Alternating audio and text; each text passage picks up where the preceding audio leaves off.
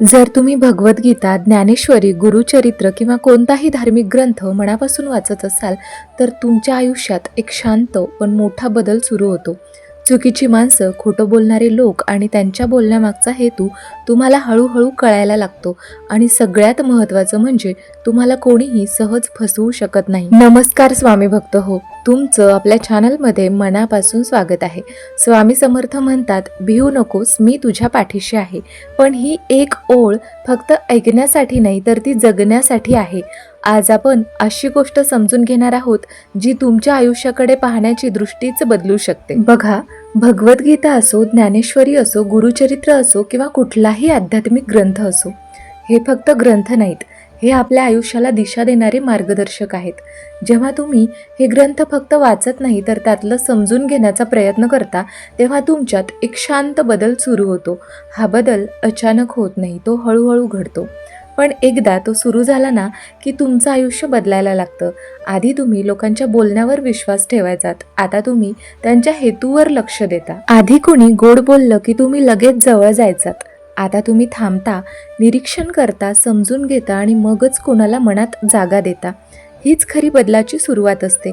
जेव्हा तुम्ही आध्यात्मिक होता तेव्हा तुम्हाला फक्त जे दिसतं तेच दिसत नाही, तर जे दिसत नाही तेही जाणवायला लागतं.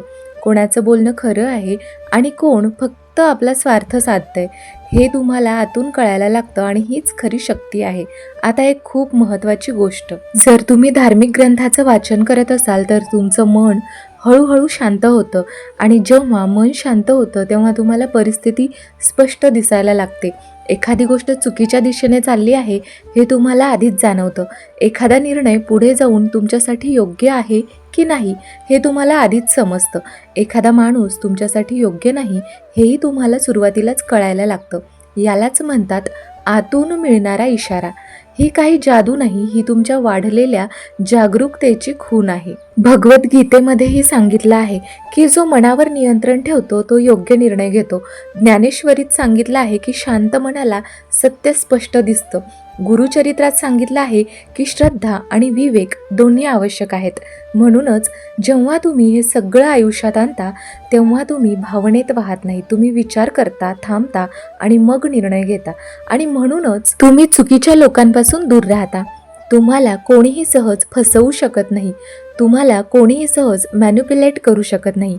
हळूहळू तुम्हाला माणसं समजायला लागतात, कोण खरं आहे आणि कोण खोटं आहे आणि कोण फक्त दाखवण्यासाठी सगळं करत आहे हे स्पष्ट दिसायला लागतं.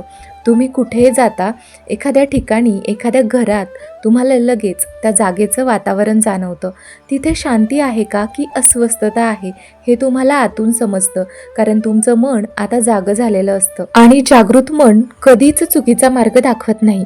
म्हणून स्वामी भक्त हो, जर तुम्ही खरोखर आयुष्य बदलायचं ठरवलं असेल तर फक्त ग्रंथ वाचू नका, त्यातलं जगायला सुरुवात करा.